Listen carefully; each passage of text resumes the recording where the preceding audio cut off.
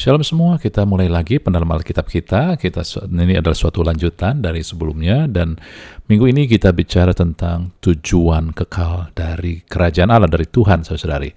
Dan untuk review aja, kita sudah tahu bahwa Tuhan bekerja dengan pola dan berdasarkan suatu prinsip untuk mencapai tujuan kekalnya dan dicapai dengan janjinya supaya kita makmur. Tujuan Tuhan gak ada lain adalah mensejahterakan kita.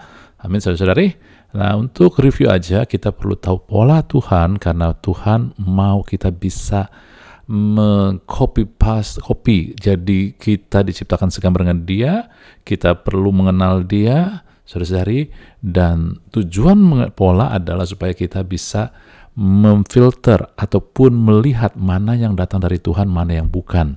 Ini Anda review, Anda silakan lihat dari pendalaman Alkitab sebelumnya, saudari, yaitu pola Tuhan, ya. Dan kemudian Tuhan juga punya prinsip kerajaan Allah, dan tujuan kita tahu prinsip kerajaan Allah adalah untuk mengambil keputusan. Ketika kita harus mengambil satu keputusan, lalu kita pakai prinsip kerajaan Allah. Kadang Tuhan tidak akan kasih tahu ambil A atau B, tetapi Anda dan saya belajar mengenal prinsip kerajaan Allah. Harus mengambil keputusan berdasarkan identitas Anda dan saya sebagai anak-anak Allah. Kemudian hati Anda harus penuh kasih. Kemudian juga prinsip-prinsip keluarga, saudari, yang kita sudah bahas. Dan minggu ini kita lanjut, yaitu tujuan kekal. Kita perlu tahu tujuan kekal kerajaan Allah. Kenapa kita harus tahu? Supaya kita tidak teralihkan waktu kita berjalan di muka bumi ini, ya.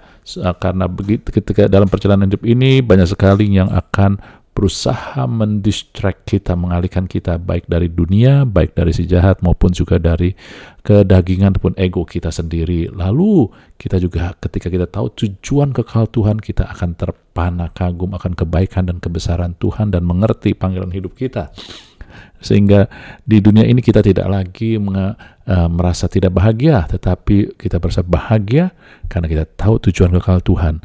Kadang sementara kita berjalan di muka bumi, tidak kita lihat, artinya kita banyak mengalami tekanan, tetapi kita tahu pada akhirnya tujuan kekal Tuhan sudah ditetapkan dari semula, ya. Dan ketika kita tahu bahwa kita bahagia dan tahu bahwa kita itu selalu berkemenangan, saudara-saudari, kita harus punya pola pikir kerajaan Allah juga, bahwa pola pikir kerajaan Allah bukan tentang melihat, artinya Anda baru bahagia ketika Anda melihat, tetapi pola kerajaan Allah adalah melihat dengan mata iman. Contohnya dalam Roma 5, pengharapan di dalam Kristus tidak mengecewakan. Jadi ketika Anda pegang firman Tuhan, punya pengharapan, Anda tahu pengharapan itu tidak akan dikecewakan, maka kita berbahagia. Amin. Bukan karena kita melihat, tetapi karena kita tahu pengharapan saya tidak akan dikecewakan.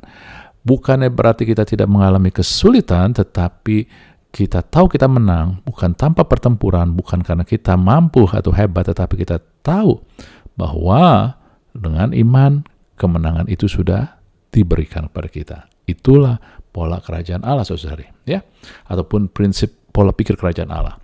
Nah, saudari, kita tentu tahu, untuk kita tahu tujuan kekal dari kerajaan Allah, kita harus tahu apa yang ditebus, apa yang dibayar. Kita tahu dalam Yohanes 3 ayat 16, ini ayat yang terkenal, begitu besar kasih Allah akan dunia sehingga diberikan anak yang tunggal.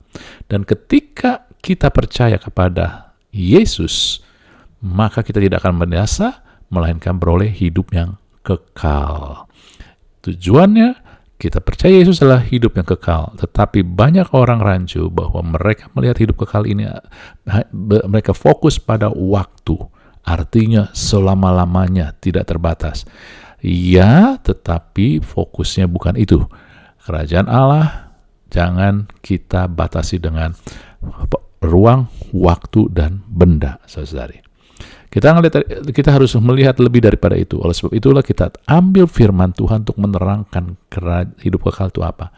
Dalam Yohanes 17 ayat 3, Yesus sendiri berkata, inilah hidup yang kekal, yaitu mereka, yaitu kita yang menerima Yesus, saudara, mengenal Engkau, mengenal Allah. Kata mengenal ini bahasa Yunani ginosko, bahasa Ibrani iada. Maksudnya apa? Kita lihat dari kata yada ini pertama kali disebut di dalam Kejadian 4 dalam bahasa Ibrani, karena Perjanjian Lama sebagian besar ditulis dalam bahasa Ibrani. Kata yada ini dipakai ketika dikatakan kemudian manusia, yaitu Adam, bersetubuh. Ini adalah yada dengan Hawa, istrinya, saudari. Jadi Anda melihat di sini bahwa hidup kekal, yaitu mengenal Engkau. Kata mengenal ini bukan mengenal dari pengetahuan, tetapi memiliki hubungan intim, persekutuan yang erat, yang intim. Ya, jadi seperti suami istri, tetapi ingat bukan kita ngelihat secara fisik, tetapi kita ngelihat esensinya, persekutuan intim. Nah, ini pun kita bisa melihat ketika Allah menciptakan dunia, segala sesuatu ini. Manusia diciptakan di hari ke-6 yang terakhir, sore menjelang sore ya, ketika segala sesuatu Tuhan sudah ciptakan ya untuk kelangsungan dan kebutuhan manusia. Hari ke-7 dikatakan dalam Kejadian 2 ayat 3, Tuhan memberkati hari ke-7, menguduskannya.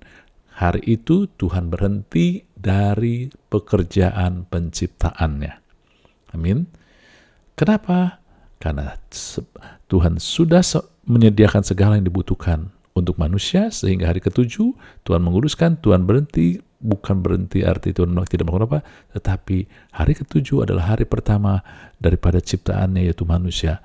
Dan itulah hari bersekutu. Tuhan mau bersekutu. Hari ke-7 Allah bersekutu dengan manusia. Gak mau diganggu dengan penciptaannya. Manusia juga gak perlu diganggu dengan harus melakukan sesuatu untuk kebutuhannya. Tuhan sudah sediakan. Itulah hari ke-7. Itulah yang dikuduskan. Artinya itu hari yang spesial. Itu yang dinanti-nantikan Tuhan. Yaitu persekutuan erat dengan manusia.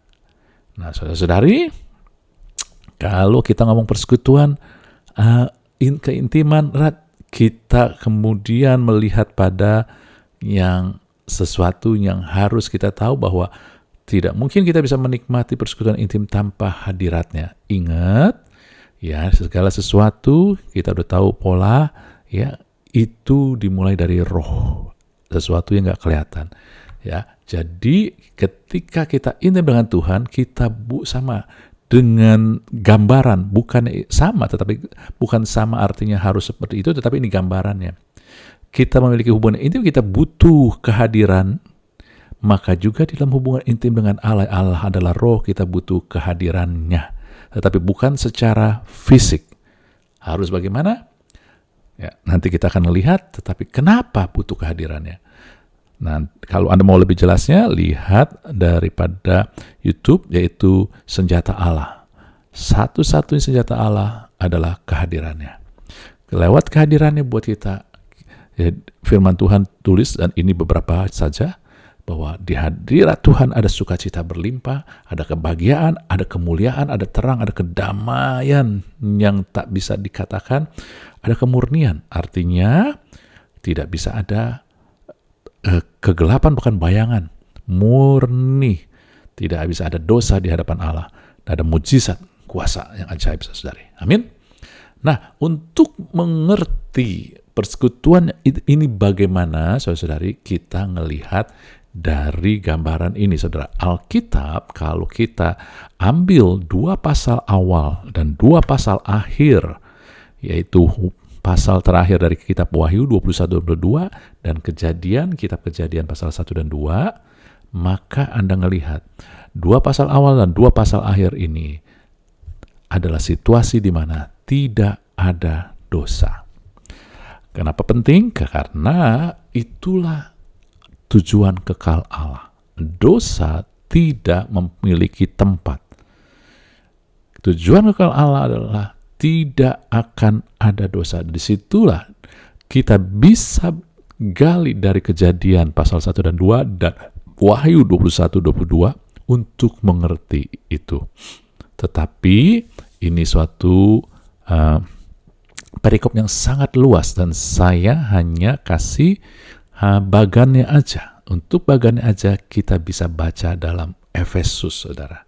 Karena kitab Efesus diberikan Tuhan, dan kitab inilah yang satu-satu menulis tentang, dalam Efesus 3 ayat 11, saya pakai bahasa Indonesia sehari-hari, Allah melakukan itu sesuai dengan rencananya, tujuannya yang kekal. Efesuslah yang secara jelas menuliskan bahwa Tuhan punya tujuannya, rencananya yang kekal, yang dilaksanakan dengan perantaran Kristus Yesus Tuhan kita. Apa tujuan itu? Saya undang Anda baca kitab Efesus, tetapi lihat, ini sudah diringkas. Di dalam Efesus, kita bisa mengalami persekutuan yang erat, intim dengan Tuhan, mengalami kehadirannya bukan dalam arti fisik karena Allah adalah roh, tetapi dalam arti fungsi, status, posisi Anda dan saya. Pertama, kehadirannya itu dirasakan dan berarti spesial dengan menjadikan kita mempelai wanita. Kedua, atau the bride. Kedua, the house ataupun rumah. Yang ketiga adalah the body ataupun tubuh. Yang keempat adalah the family, keluarga. Ya, jadi dia memberikan a bride, a house, a body, a family. Mempelai wanita, rumah Allah, bait Allah, tubuh, dan keluarga. Maksudnya apa? Kita lihat satu persatu, saudara-saudari, ya. Di dalam Efesus 5 ayat 25 bicara tentang suami memang, tetapi sesungguhnya itu tentang Kristus. Karena suami kasihilah istrimu itu adalah perintah, tetapi seperti Kristus mengasihi jemaat serta mengorbankan dirinya untuk jemaat adalah terjadi, sudah terjadi, bukan bila kali, sudah terjadi. Dan kitab Efesus inilah juga yang mengatakan tentang kasih yang luar biasa. Di dalam Efesus 3 ayat 18 dikatakan, aku berdoa supaya kamu bersama-sama dengan segala orang kudus. Jadi firman Tuhan melalui Paulus mengatakan dia rindu, Tuhan rindu segala orang kudus, semua umat Tuhan dapat memahami betapa lebarnya, panjangnya, dan tingginya, dan dalamnya kasih Kristus. Kenapa? Karena kita ini adalah mempelai wanita yang sangat dikasihi Kristus. Jadi persekutuan yang erat, persekutuan intim dengan Allah, di mana kita mengalami kehadirannya sebagai mempelai wanita. Kenapa? Karena mempelai wanita menerima curahan kasih sepenuhnya. Amin. Saudara, semakin kita menyadari bahwa saya adalah mempelai Kristus. Kenapa Anda menjadi mempelai Kristus? Karena karya Tuhan, bukan karena kita. Karena kita mempelai, ya maka mempelai pria itu sangat mengasihi kita dan mencurahkan mengasihi kita sepenuhnya. Bagian kita hanya menerima. Saudara-saudari, ingat, bukannya dimulai oleh istri, tapi dikatakan suami kasih istri. Bukan istri kasih suami, saudari. Pihak wanita ketika menerima kasih ya dari pihak suami, mempelai pria, maka adalah natur wanita, dia akan mengasihi. Ketika kita semakin menyadari dan menerima kasih Allah buat kita, kita semakin bisa mengasihi Tuhan. Karena natur kita adalah mempelai wanita, saudara. Amin. Lalu kemudian untuk the house ataupun rumah dikatakan dalam Efesus 2 ayat 22 bahasa Indonesia sehari, karena hidup bersatu dengan Kristus kalian juga sedang dibangun bersama dengan orang-orang lain, orang-orang kudus yang lain, saudara. Umat Tuhan menjadi sebuah rumah untuk Allah. Di situ Allah tinggal dengan rohnya. Maknanya apa, saudara-saudari? Saudara ingat, saudara coba bayangkan ketika Anda kerja, usaha, ya, ataupun juga Anda yang masih muda kuliah, sekolah, apapun juga, kemudian ketika Anda pulang ke rumah, apa perasaan Anda? Benar, rest. Anda bisa istirahat, Anda bisa lega. Kenapa bisa lega? Karena kalau di kantor, kalau di tempat usaha, Anda harus formal, gitu. Tetapi di rumah, Anda bisa santai, tenang aja, karena Anda ingat Tuhan ngomong begini kan, ya, bahwa burung memiliki sarang, serigala mempunyai liang, tetapi anak manusia, Allah itu, Yesus itu, tidak mempunyai tempat untuk membaringkan kepalanya. Artinya dia nggak punya rumah. Kenapa begitu? Itu adalah gambaran kerinduan Tuhan, saudara, bahwa rumahnya adalah Anda dan saya. Ingat, ketika Tuhan menciptakan manusia dalam kitab Kejadian, Tuhan tidak menciptakan rumah. Tuhan menciptakan taman. Taman Eden yang pertama yang Tuhan ciptakan, amin. Dan Anda tahu bait Allah terbuat bahan-bahan bait Allah terbuat dari kayu penanga, kemudian kayu-kayu yang bagus, kemudian juga ada emas. Itu bahan yang utama. Kalau Anda baca kitab Kejadian di Taman Eden, itu Tuhan menumbuhkan tumbuh-tumbuhan, kayu-kayu semua. Dan juga ada sungai, saudara. Ya, ada sungai di mana mengalir dan di situ ada emas. Kenapa disebut emas doang? Kenapa nggak yang lain? Karena emas dan kayu-kayu itu adalah bahan dasar daripada bait Allah, rumah Allah. Bukan Allah yang menciptakannya, bukan Allah yang membangunnya, tetapi kitanya, Adam seharusnya. Amin, saudara. Dan ini juga gambaran bahwa kitalah bait Allah, rumah Allah. Saudara, Tuhan mau dwell in us. Bagaimana caranya? Dia berikan rohnya. Jadi Anda menjadi rumah Allah dengan menerima rohnya. Di mana, saudara, ketika kita menerima rohnya, maka firman Tuhan katakan bukan kuat gagah kita, bukan kehebatan kita, tapi oleh roh Tuhan kita bisa rest. Kehidupan kita ketika kita menyadari terus bahwa aku ini rumah Allah, bait Allah, maka Anda bisa rest, Anda bisa tenang. Keadaan kita bukan karena kehebatan kita, tapi karena roh Allah. Ketika Anda baca Kisah Para Rasul, bagaimana murid-murid keluar sebagai rumah Allah, bait Allah, maka Roh Kudus bekerja, bukan mereka.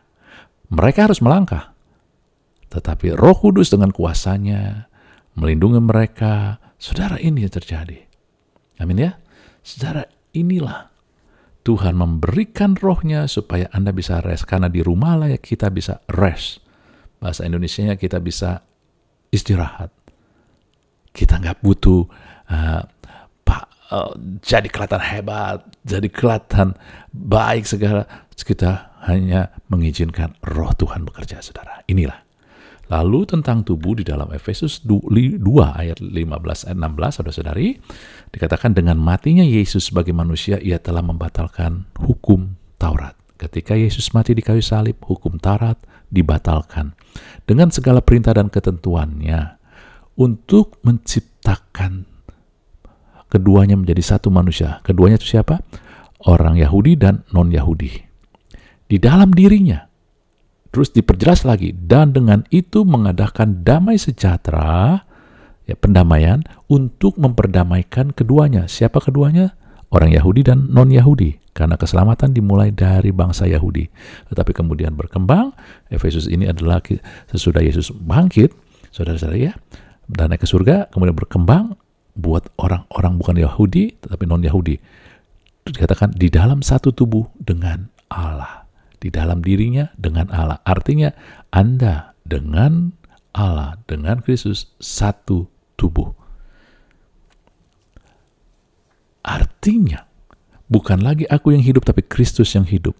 Tapi jangan dilihat secara fisik.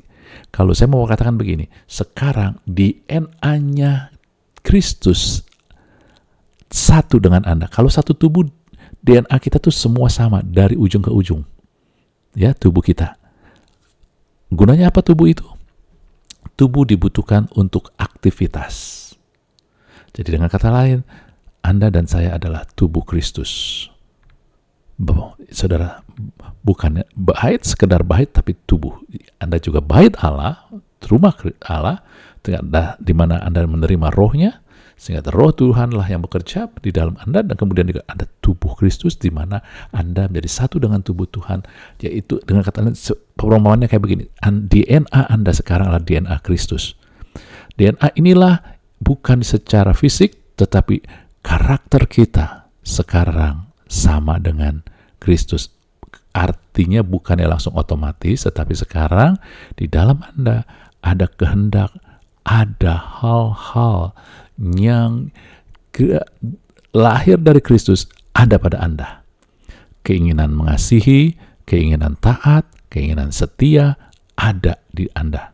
Kemudian bukan hanya karakter, tapi juga otoritas, saudari. Amin. Waktu kita di Kolose pernah disebut, apapun yang kamu katakan dan lakukanlah itu di dalam nama Tuhan Yesus.